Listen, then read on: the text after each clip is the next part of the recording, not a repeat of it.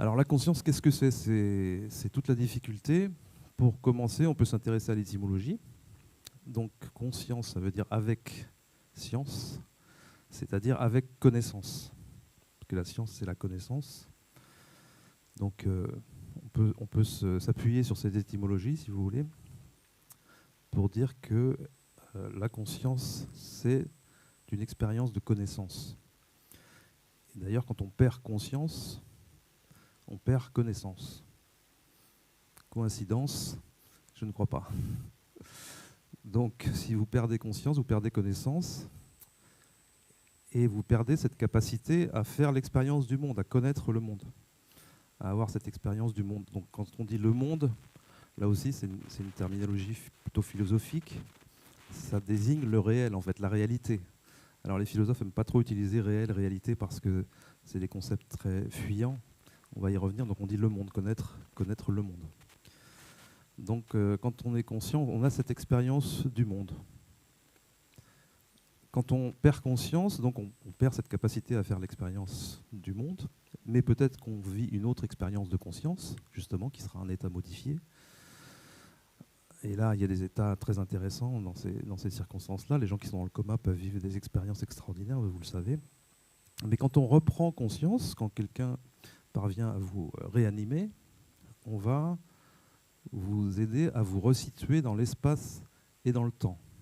C'est-à-dire qu'on va vous demander, le gentil pompier qui vous réanime, il va vous dire, est-ce que vous savez où vous êtes?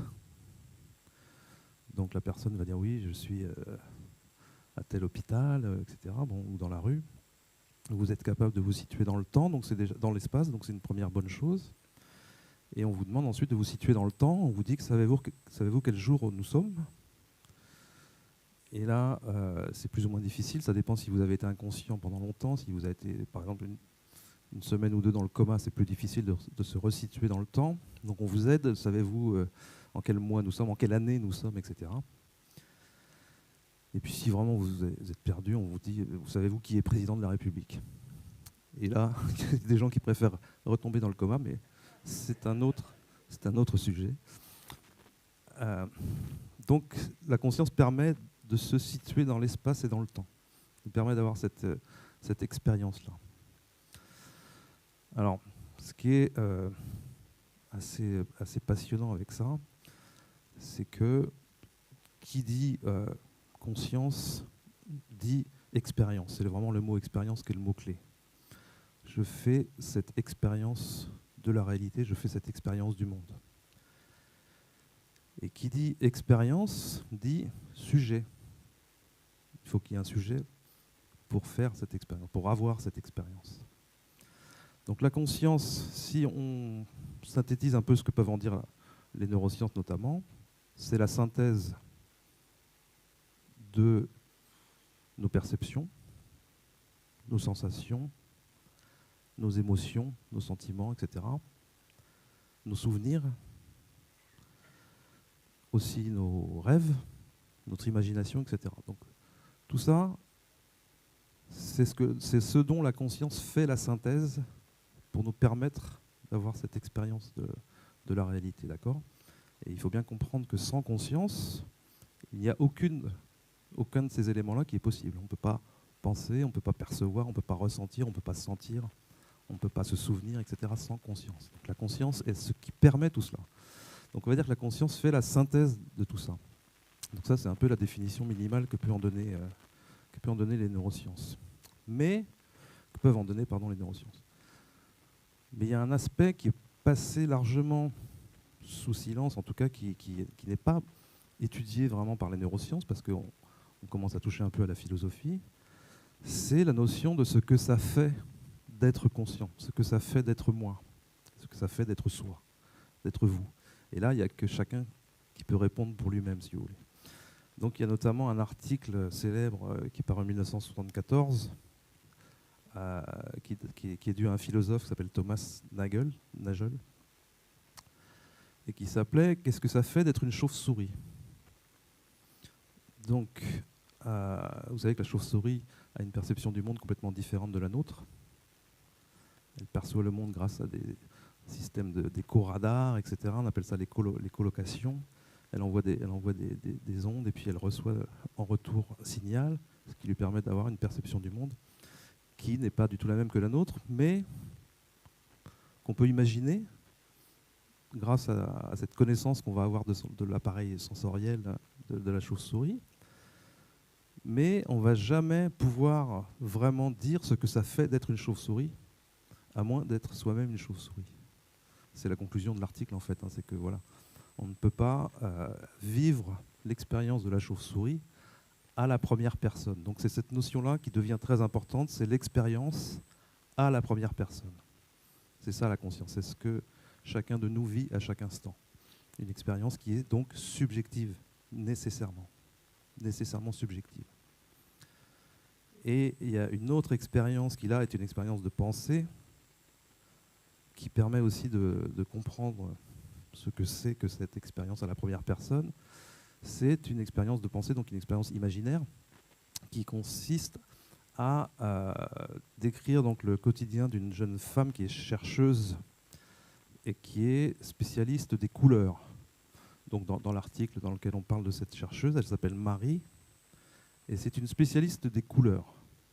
Donc elle connaît tout sur les couleurs, elle connaît tout sur les longueurs d'onde associées à chaque couleur, elle connaît tout sur la mécanique du nerf optique, et puis la rétine, évidemment, avant ça, les aires cérébrales, etc., qui font l'intégration de la couleur, etc., sauf qu'elle vit elle vit et elle travaille dans un laboratoire où tout est en noir et blanc.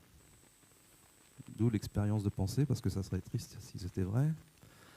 Elle connaît tout sur les couleurs, mais elle n'a jamais vu de couleur. Vous voyez, donc elle sait exactement ce qu'est une couleur, mais elle n'en a jamais fait l'expérience. Donc la question c'est, le jour où elle sort de ce laboratoire et qu'elle perçoit des couleurs, est-ce qu'elle apprend quelque chose de nouveau? Et la réponse est évidente, c'est oui, puisqu'elle fait cette fois-ci directement l'expérience de la couleur à la première personne.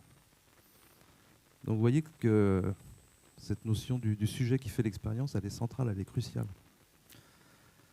Et qu'on ne peut pas penser à la conscience sans intégrer ce paramètre-là. Donc ce qui fait qu'il y a une expérience et qu'il y a donc un sujet de l'expérience. Et le sujet, c'est chacun de nous. La plupart des scientifiques sont des réalistes. Ils adhèrent à ce qu'on appelle le réalisme en philosophie, c'est-à-dire l'idée que le monde existe indépendamment de quiconque en fait l'expérience, quiconque le perçoit. Le monde existe autour de nous, même si personne ne l'observe, même si personne ne le regarde. Ce qui est assez logique en plus. Intuitivement, on veut croire que les choses se passent comme ça. Mais en fait, ça ne se passe pas vraiment comme ça, c'est plus compliqué. Donc les réalistes, aujourd'hui, ils sont assez secoués, quoi, parce qu'il y a de plus en plus d'expériences, et notamment dans la physique quantique, qui montrent qu'on ne peut pas se passer justement du point de vue de l'observateur. Et là, il se trouve qu'on vient d'avoir un prix Nobel de physique, qui a été attribué donc à 3 chercheurs, dont le français Alain Aspect, vous le savez.